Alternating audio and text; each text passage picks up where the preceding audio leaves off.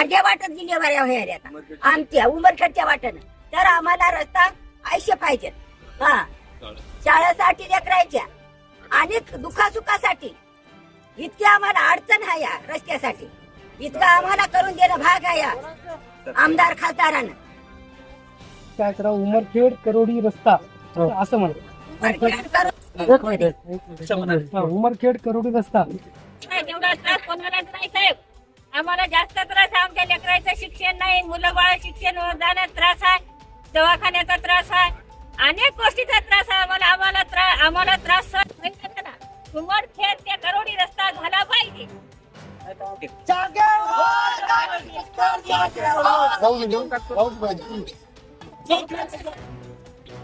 स्वातंत्र्याला आज 75 वर्ष होऊन सुद्धा या उमरखेड करोडी मार्गाने ये जा करणाऱ्या नागरिकांना आज पण नरक यातना सहन करावे लागत.